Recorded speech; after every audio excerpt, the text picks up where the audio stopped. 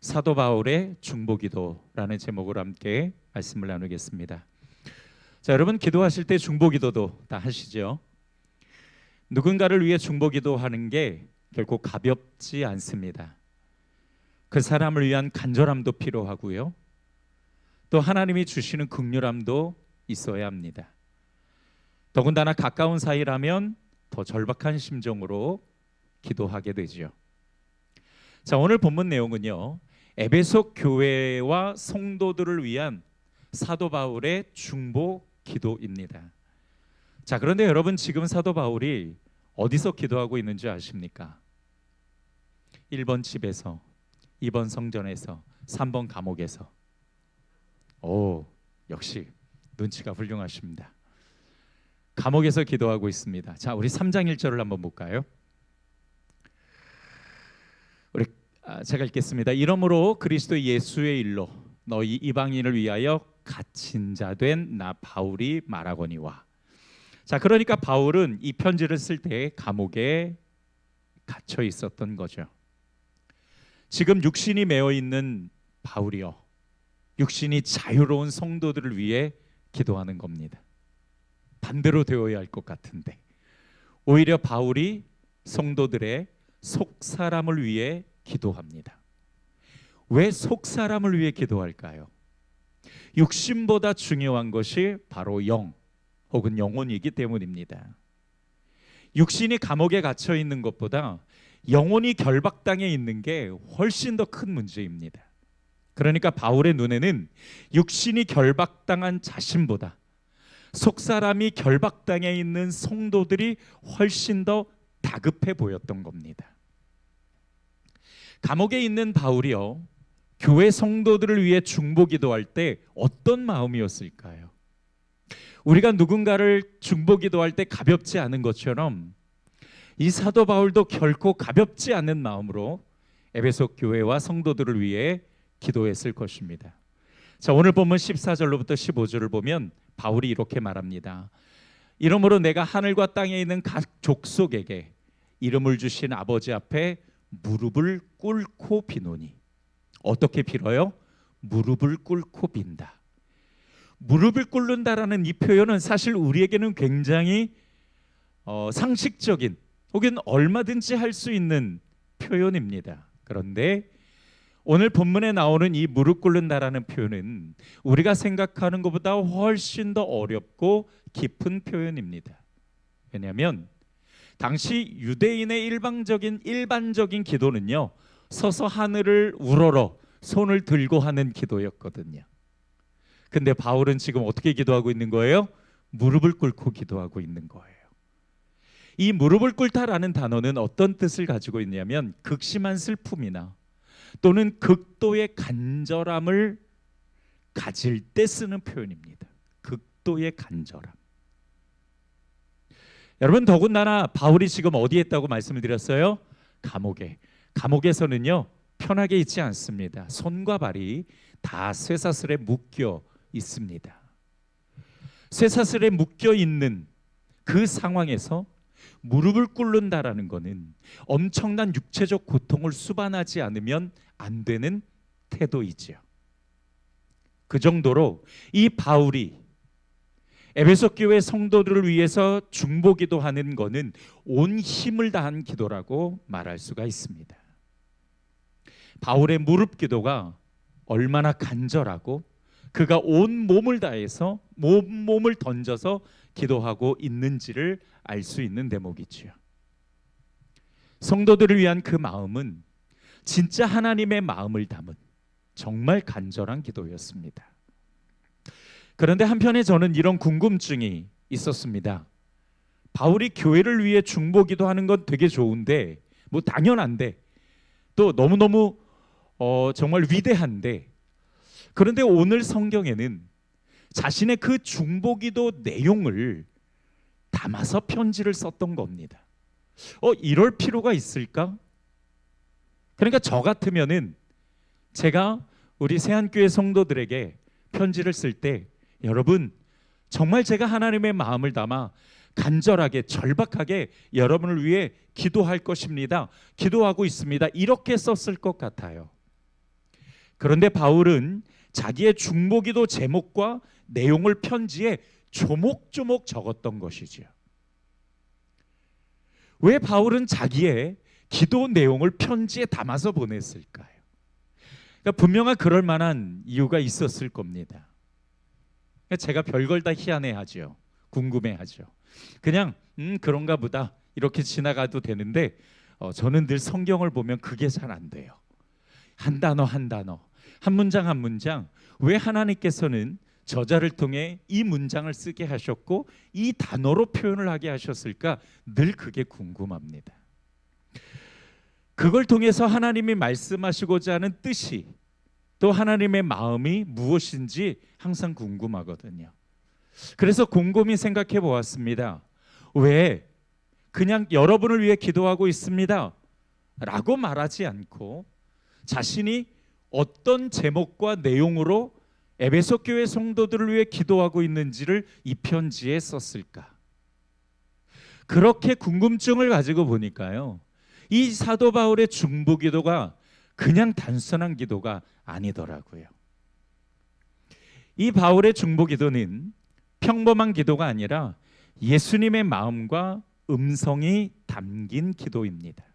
다시 말해서 바울이 성도들을 위해서 간절히 기도하는 중에 성령이 감동을 주신 거예요. 하나님께서 성도들에게 주시는 그 하나님의 마음과 주님의 뜻이 무엇인지를 바울의 중보 기도에 담아주신 겁니다. 그리고 바울이 기도를 하다 보니 이 기도는 나의 육신으로 하는 기도가 아니라, 내가 생각으로 하는 기도가 아니라 예수님이, 성령님이 내 안에서 이 기도의 내용을 지금 담아주시고 있구나. 이거는 우리 에베소 교회 성도들이 꼭 받아야 될 귀한 말씀이구나 라고 깨달았던 것이죠. 그래서 편지에 그 중보기도 제목과 내용을 담았던 것입니다. 이것이 오늘 사도 바울의 중보기도를 주목해 봐야 될 아주 중요한 이유입니다. 오늘 기도문엔 사도 바울의 간절한 마음뿐만 아니라 성령께서 바울에게 주신 그 감동, 하나님의 뜻이 무엇인지, 하나님의 마음이 무엇인지, 하나님의 영광된 삶은 어떻게 살아가야 되는지, 또 올바른 신앙은 도대체 어떻게 해야 되는 건지, 그 영적인 원리를 다 담아주신 거예요. 그래서 오늘 본문에 나오는 이 사도 바울의 기도를 통해 우리 성도들에게 주시는 그분의 마음과 뜻을 우리가 다시 재발견해 갈 수 있습니다. 자, 오늘 사도 바울의 중보기도 내용에는 세 가지 주제가 나옵니다. 몇 가지 주제요? 세 가지 주제가 나옵니다. 첫 번째로는 뭐냐면 성령으로 속사람을 건강하게 해주십시오. 그 다음에 두 번째로는 믿음으로 예수님이 머물러 계실 수 있도록 해주십시오. 그리고 세 번째로는 사랑 가운데 뿌리가 박히고 터가 굳어져서 그리스도의 그 사랑의 크기가 얼마나 큰지를 깨달아서 하나님의 충만함이, 그 은혜가 성도들의 삶과 마음에 가득할 수 있도록 해주십시오라는 내용입니다. 자, 이 기도의 이 세 가지 주제, 오늘 하나님께서 우리에게 주시는 영적인 메시지입니다. 첫 번째, 우리의 속사람은 성령으로 건강해져야 합니다. 우리 같이 한번 읽어보겠습니다. 시작.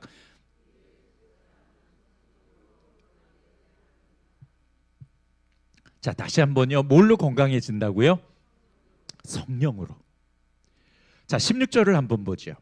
그의 영광의 풍성함을 따라 그의 성령으로 말미암아 너희 속사람을 능력으로 강건하게 하시오며. 이 강건이라는 단어가 건강이라는 단어입니다. 속사람은 무엇일까요? 뭔가 알 것 같으면서도 참 명확하게 표현하기가 쉽지 않은데요. 성경에서는 이 속사람을 두 가지로 표현을 합니다. 첫 번째로는 내 안에 있는 영 혹은 영혼을 뜻하고요. 그런데 이 영혼이 그냥 영혼이 아니에요. 성령으로 새롭게 태어난 영혼, 예수 그리스도를 믿고 예수 그리스도를 믿는 자들에게 주시는 그 성령으로 새롭게 다시 재창조된 영을 이야기하는 겁니다. 두 번째로는 바로 그 영이 가지고 있는 자아, 영적 자아를 이야기하는데요. 이 영적 자아도 역시 죄로 영향을 받은 타락한 본성이 아니라 성령으로 새로운 영을 덧입은 영적 자아를 이야기합니다. 따라서 합시다. 성령으로 새롭게 된 영, 성령으로 새롭게 된 영적 자아. 네, 잘하셨습니다. 속사람은 겉사람과 대조되는 개념입니다. 그러니까 우리의 겉사람은요, 언젠가는 늙고 병들어 썩어질 육신입니다. 이거는 땅에 묻힐 육신이죠. 그러나 속사람은 성령으로 새롭게 재창조된 존재입니다. 그러니까 성경에서 예수 그리스도를 믿는 자들이 새롭게 태어났다라고 말씀을 하시죠. 다시 새롭게 재창조된 겉사람이 세상을 감각하고 사람들과 소통하는 매개라면, 속사람은 하나님을 인식하고 성령님과 교제하는 영적인 매개라고 할 수가 있습니다. 자, 분명 성령님은 내 몸 안에 내 영과 함께 계신다라고 말씀을 하시죠. 자, 고린도전서 3장 16절을 한번 보겠습니다. 우리 같이 읽겠습니다. 시작.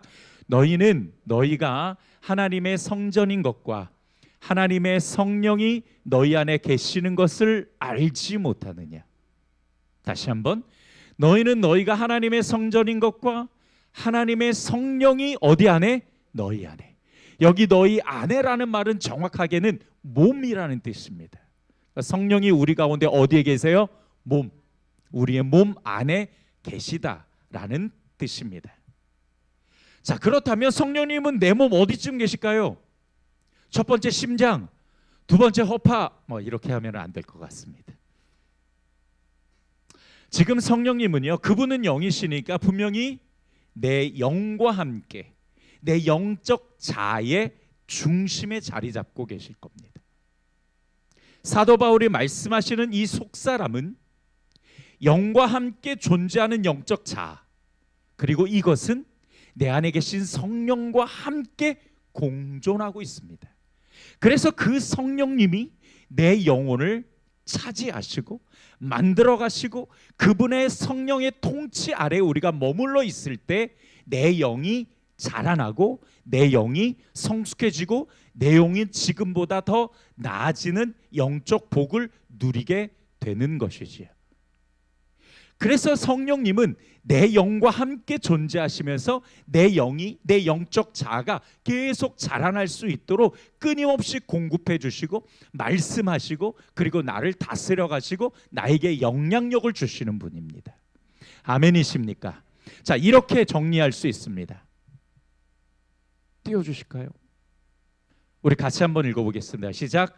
속사람이 건강하다라는 것은 내 영과 영적 자아가 성령님의 다스림과 인도하심으로 성장하고 자라나는 것. 아멘. 그래서 여러분, 내 속사람은 완성된 상태로 받는 것이 아니라 내 안에 있는 영이, 영적 자아가 성령으로 인해서 성령께서 주시는 하나님의 마음과 그 뜻으로 내 영을 자라나게 하시는 거예요. 그래서 여러분, 이거를 영적 성장이라고 얘기하고 또 다른 단어로 따라서 합시다. 영성. 나의 영이 자라난다 그래서 영성이라고 합니다. 그래서 영성훈련이라는 것은 뭐냐면 내 영이, 내 영적 자아가 성령의 통치와 다스림과 영향력을 받아 인도하심으로 내 영이 점차적으로 성장하는 것을 영성이라고 이야기해요. 영성훈련은 내 속사람인 내 영적 자아가 성숙해지고 자라나는 것을 이야기합니다. 그러니까 우리가 성령의 감동에 순종할수록 성령은 내 영과 영적 자아를 다스려 주시고 지배해 주세요. 그거를 우리가 뭐라고 부르냐? 성령 충만이라고 부릅니다. 여러분, 우리가 막 뜨겁게 찬양하고 기도하다 보면은 우리가 뭔가 마음이 꽉 채워져 있는 거 느끼죠. 그거는 성령 충만이 아니라 은혜 충만. 성령 충만은 내 안에 계신 성령께서 내 영적 자아를 다스려 주시고 통치하시고 완전하게 포획하시는 것을 성령 충만이라고 해요. 그래서 내 영이 전적으로 성령을 쫓아가는 것을 이야기합니다. 반대로 내 영이 성령의 다스림을 받지 못하면 뭐의 다스림을 받냐? 육적인 영향을 받게 됩니다. 여러분, 우리의 육은 영의 반대 개념으로 성경이 말씀하시기도 하죠. 그래서 육의 본능과 영의 본능이 있는데, 이 육의 본능은 죄를 가지고 있기 때문에 자꾸 사단이나 죄를 쫓으려고 하고, 내 영의 본능은 이미 예수 그리스도를 믿음으로 재탄생되었기 때문에 내 영의 본능은 자꾸 성령을 쫓아가려고 해요. 근데 나의 영적 자아가 이 육신의 본능을 영향받게 되면은 자꾸 이쪽으로 흘러가려고 합니다. 그러면 자연스럽게 성령의 다스림이 아닌 육신의 다스림을 받으면서 내 영은 성령과 점차적으로 멀어지고 무감각해지고 후에는 단절되게 되겠죠. 그렇게 되면 우리가 성령의 이끄심을 받기보다는 내가 보는 것, 느끼는 것, 나의 본성을 자꾸만 쫓아가게 되는 겁니다. 여러분, 육신의 생각을 쫓아가면 그 마지막 결론은 뭐예요? 사망. 영의 생각을 쫓아가면 생명과 평안. 이것이 성령을 쫓아갈 때 나타나는 열매, 육을 쫓아갈 때 나타나는 열매입니다. 여러분, 요한 3서 1장 2절 아시죠? 사랑하는 자여, 내 영혼이 잘된 같이 내가 범사에 잘되고 강건하기를 내가 간구하노라. 이게 현대인의 성경에서는 이렇게 말씀하세요. 사랑하는 자여, 당신의 영혼이 건강한 것처럼 당신의 하는 모든 일이 성공하고 몸도 건강하기를 빕니다. 이게 우리가 영적 삶의 모습입니다. 우리 그리스도인은 그렇게 영혼이 건강하면, 그러니까 내 영혼이 건강하다라는 것은 내 영적 자아가 전적으로 성령의 통치와 다스림을 받는 거예요. 성령의 영향을 받는 겁니다. 그리고 성령을 쫓아가는 걸 건강하다라고 이야기를 해요. 그렇게 되면 하는 모든 일도 성공하고 몸도 건강할 수 있는 것이지요. 여러분, 성령님은 우리의 영, 우리의 영적 자아를 건강하게 만들어주시는 분입니다. 그래서 우리가 그분께 순종하여 나의 영혼과 영적 자아를 내어드릴 때, 그분을 쫓아갈 때에 성령의 충만하심을 경험하고 진리로 인도하심을 받을 수가 있는 것이지요. 그러므로 우리는 더욱 영혼의 건강함을 위해 성령의 감동에 순종하며 성령의 인도하심과 다스리심에 순종하는 삶이 되기를 주님의 이름으로 축복합니다. 두 번째로, 예수님이 내 안에 계실 수 있도록 믿음을 지켜야 합니다. 자, 우리는 지금 사도 바울의 중보기도 내용을 나누고 있습니다.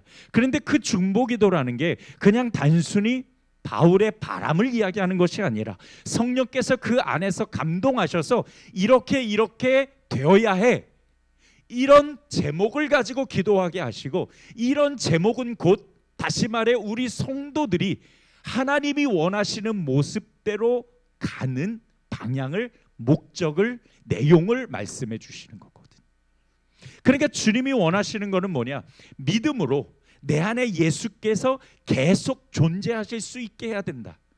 바꿔서 얘기하면 예수가 내 안에 계속 존재하려면 믿음을 지켜가야 된다라는 뜻입니다. 자, 17절의 중보기도 내용을 한번 보죠. 우리 같이 한번 읽겠습니다. 시작. 믿음으로 말미암아 그리스도께서 너희 마음에 계시게 하시옵고. 거꾸로 이야기하면 예수님이 우리의 마음에 계시게 하려면 뭐가 있어야 된다? 믿음이 있어야 된다. 여러분, 내 안에 예수님이 계셔야 참 그리스도인이죠. 예수님이 없으면 어떻게 그게 그리스도인이라고 할 수가 있겠습니까? 예수님이 내 안에 계시다라는 건 내가 하나님의 자녀요, 또한 내가 구원받고 영생받은 자라는 뜻입니다. 그런데 여러분, 안타깝게도 교회는 열심히 다녀도 그 안에 예수님이 없을 수가 있어요. 우리가 예수님을 믿는다라고 할 때는요, 이 믿음의 평가는 누가 하십니까? 맞아요. 믿음의 평가는 내가 하는 게 아닙니다. 내가 가진 믿음의 평가는 예수님이 하시는 거고 하나님이 하세요. 그러면 하나님이 말씀하시고 예수님이 인정하시는 기준에 우리의 믿음이 만들어지고 세워져야 되는 것입니다. 가장 중요한 때에 뒤를 돌아보셨습니다. 아쉽습니다. 네. 우리의 믿음의 평가자는 예수님이세요.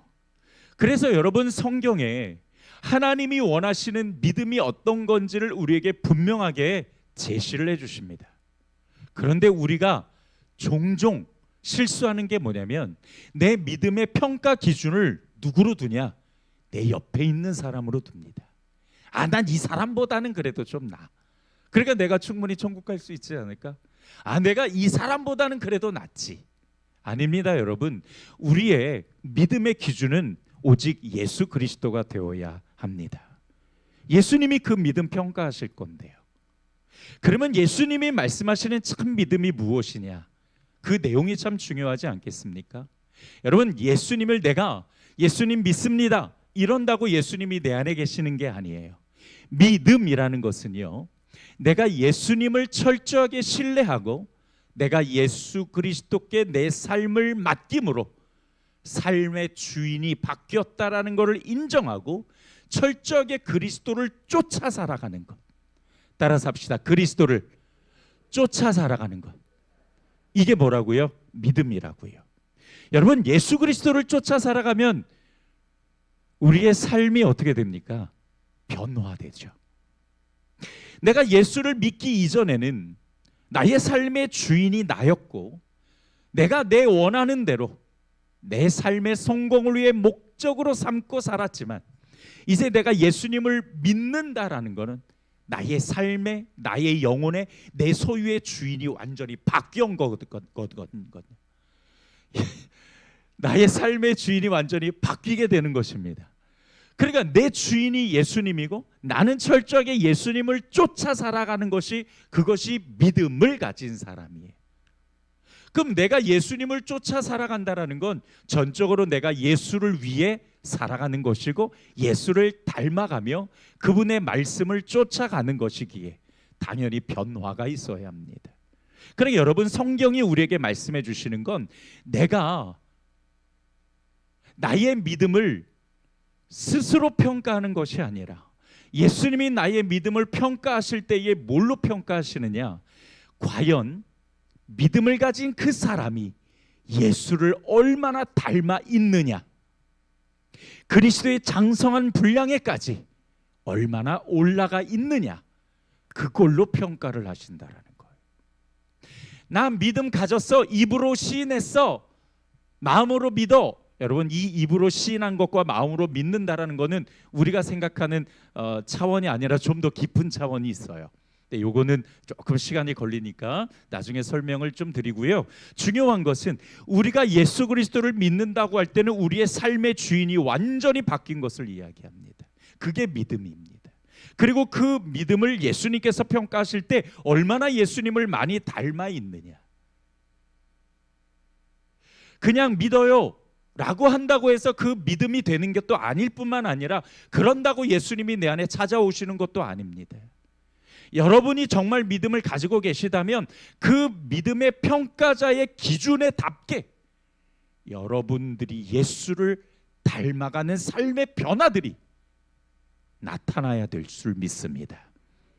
그게 진짜 믿음입니다. 그래서 여러분, 행함이 없는 믿음은 무슨 믿음이에요? 너무 잘 아시네요. 죽은 믿음이라는 것은 구원받는 믿음이 아니라는 뜻입니다. 구원받는 믿음은 행함, 여기서 행함이라는 것은 단순히 순종 이런 것도 너무 좋은데 예수님을 닮아가는 열매, 예수님을 닮아가는 변화의 순종들이 우리의 믿음을 증거하게 되는 것이다 라는 뜻입니다. 입으로 시인하는 것만으로는 참 믿음이 될 수 없습니다. 그 입으로 시인한 것을 정말 진짜가 되도록 삶의 증거들로, 즉 예수님을 닮아가는 변화의 증거들로 나타낼 때 그 말이 진짜가 되는 것이지요. 오죽했으면 예수님도 주여 주여 하는 자마다 천국에 들어가는 것이 아니에요. 그렇게 말씀을 하셨을까요? 그러므로 여러분, 우리가 그 믿음을 철저하게 지켜갈 때에 비로소 예수가 내 안에 계시게 되는 겁니다. 그 믿음이라는 것은 단순히 믿습니다가 아니라 예수님을 닮아가는 삶의 변화와 증거들이 나타나야 되는 것. 그리고 그 증거들은 누가 평가하신다? 예수님이 평가하신다. 그분의 기준에 맞춰가야 돼. 내 기준이 아니라. 그래서 여러분 교회를 열심히 다녀도 예수가 없을 수도 있다라는 거예요. 그렇다면 예수님이 내 안에 계시다라는 것은 구체적으로 어떤 걸까? 이렇게 정리할 수 있습니다. 첫 번째, 예수님이 내 안에 계신다라는 것, 살아계신 예수님이 내 안에 계신 겁니다. 예수님은 성령을 통해서 내 안에 계세요. 성령이 함께 하시는 것, 그것이 바로 예수님이 함께 하시는 것이죠. 두 번째, 예수님이 내 안에 계시다라는 것, 예수님의 말씀이 내 안에 있는 겁니다.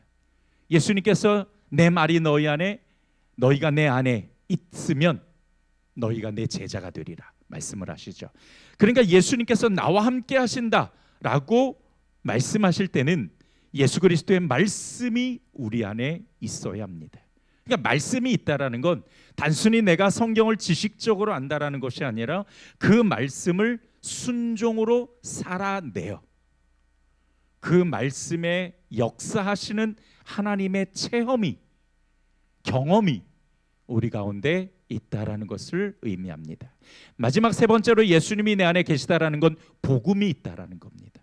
복음은 예수님입니다. 내 안에 복음이 있고 그 복음이 또 나를 통해서 전해질 때에 내 안에 예수님이 계시는구나 라는 것을 알게 됩니다. 믿음이 없으면 예수님이 없습니다. 존재하실 수가 없습니다. 반대로 믿음을 가지면 예수님과 함께 할 수 있습니다. 열심히 교회를 다녀도 예수님이 없으면 그리스도인이 아닙니다. 여러분, 우리는 예수님을 닮아가는 그 변화의 증거들이 우리의 믿음이 있다라는 것을 나타내게 될 것이고, 그것으로 예수님이 행함을 증거로 삼아 우리를 평가하실 것입니다. 예수님이 평가하실 때 그 믿음을 믿음으로 인정받는 성도들이 되기를 주님의 이름으로 축복합니다. 마지막 세 번째로 예수님의 사랑으로 하나님의 충만하심이 가득해야 합니다. 그러니까 우리 안에 하나님의 충만하심이 있어야 하는데 그 충만하심은 뭘로 나타나냐? 그리스도의 사랑으로 나타난다라는 겁니다. 자, 17절로부터 19절을 한번 보겠습니다. 믿음으로 말미암아 그리스도께서 너희 마음에 계시게 하옵시고 너희가 사랑 가운데서 뿌리가 박히고 터가 굳어져서 능히 모든 성도와 함께 지식에 넘치는 그리스도의 사랑을 알고 그 너비와 깊이와 높이와 길이와 높이와 깊이가 어떠함을 깨달아 하나님의 모든 충만하신 것으로 너희에게 충만하게 하시기를 구하노라. 아멘. 너무 심오한 말씀입니다. 제가 설명을 제대로 할 수 있을지 모르겠어요. 자, 이 말씀의 뜻은 모든 성도가 그리스도의 그 사랑의 믿음의 뿌리를 받고 그리고 그 뿌리가 점점 자라나서 기반이 다져지면 그 예수의 사랑이 얼마나 위대한지를 깨닫게 된다라는 거예요. 그 사랑은 차원이 다른 사랑입니다. 그래서 인간의 지식으로는 다 헤아릴 수 없어요. 너비와 깊이와 높이와 너비와 길이와 높이와 깊이, 너무 거대해서 다 측량할 수가 없습니다. 그래서 그 사랑을 말한다면 이렇게나마 조금 표현할 수 있을 것 같아요. 사랑의 너비라는 것은 뭐냐면 어떤 사람이라도 다 품어주시는 친절한 주의 팔. 이방인이나 유대인이나 잘난 사람이나 못난 사람이나 잘생긴 사람이나 못생긴 사람이나 그런 건 아무 상관없이 모든 사람들을 누구라도 품어주시는 사랑이 너비의 사랑입니다. 두 번째 길이, 사랑의 길이는 세상이 창조되기 전부터, 아니 영원 전부터 나를 택하시고 계획하셔서 하나님의 사랑이 되게 하신 것. 그러니까 그 길이라는 게 영원하다라는 것이죠. 세 번째로 사랑의 깊이는 하늘 보좌를 버리시고 가장 천한 밑바닥까지 내려오셔서 사람의 몸을 입고 죽기까지 사랑하신 그 사랑의 깊이를 이야기하고, 마지막으로 사랑의 높이는 죄로 인해 바닥까지 내려간 우리를 예수 안에서 자녀 삼으시고 구원의 영광의 자리로 우리를 높이신 것, 이것이 바로 예수의 사랑의 높이를 말씀해 주시는 겁니다. 이 거대한 예수님의 사랑에 우리 믿음의 뿌리가 박히고 그리고 믿음의 터가 굳어져서 그리스도의 사랑을 깨닫게 될 때에 비로소 하나님의 그 은혜의 충만함이 가득 차게 된다는 겁니다. 중요한 건 예수님의 사랑이 내 믿음과 신앙의 뿌리가 되어야 한다. 그리고 그 사랑을 깨닫을 때 비로소 하나님의 은혜의 충만하심이, 그 하나님이 나를 가득 채워주신다라는 겁니다. 사랑은 모든 것의 기초가 됩니다. 그 사랑이 내 믿음의 기초가 될 때 우리 신앙이 건강해지고 하나님의 충만하신 그 은혜와 하나님의 그 복의 충만하심이 우리 가운데 있게 되는 것이죠. 성령으로 속사람이 건강해지고 믿음을 지켜 예수님이 내 안에 거하게 하고 사랑으로 하나님의 충만하심을 경험할 때에 건강하고 아름다운 신앙인이 되고 교회가 될 수 있다고 말씀하십니다. 말씀을 정리하겠습니다. 오늘 말씀은요, 우리 각자의 신앙을 점검하게 합니다.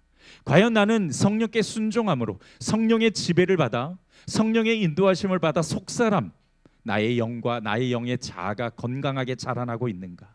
두 번째, 예수님이 내 안에 거하실 수 있도록 내가 믿음을 잘 지켜가고 있는가? 믿음이라는 것은 예수님 믿어요가 아니라 내가 그리스도를 따라 살아가며 그리스도가 나의 삶의 주인이라는 것이 분명히 나의 삶의 변화로 인해서 나타나는 증거, 그리고 그 증거의 수준이 예수님이 평가하실 때 옳다라고 말씀하실 수준이 되어야 한다는 것. 그리고 마지막 세 번째로 예수 그리스도의 그 사랑이 내 신앙과 믿음의 삶의 기초가 돼서 그 사랑을 우리가 깨달았을 때에 하나님의 충만하심이 내 안에 있게 되는 것, 이것이 사도 바울의 중보기도, 바로 우리를 위한, 또 우리가 나의 믿음과 신앙을 어떻게 하나님을 향해 나아가야 되는지를 말씀해 주신 것입니다. 사도 바울의 중보기도처럼 우리 모든 교회 성도들이 잘 성장하고 건강한 교회가 되기를 주님의 이름으로 축복합니다.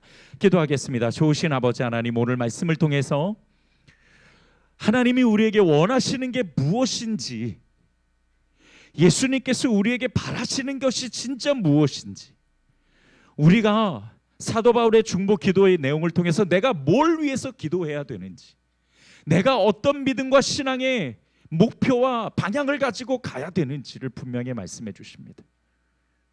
주님, 혹시라도 나의 믿음과 신앙과 속사람이 그 자리에서 멈춰 있다라고 한다면 이제 다시 한번 오직 성령의 감동에 순종함으로써 성령의 진리로 이끌어 가시는 그 놀라운 인도하심에 순종함으로써 내 영적 자아가 자라나게 하시고, 또 내가 온전히 그리스도를 따라 사는 그 믿음을 온전히 지켜감으로써 예수가 내 안에 거하게 하시고, 그 사랑의 너비와 길이와 깊이와 높이를 깨달음으로써 하나님의 놀라우신 은혜와 충만하심이 거할 수 있게 하여 주시옵소서.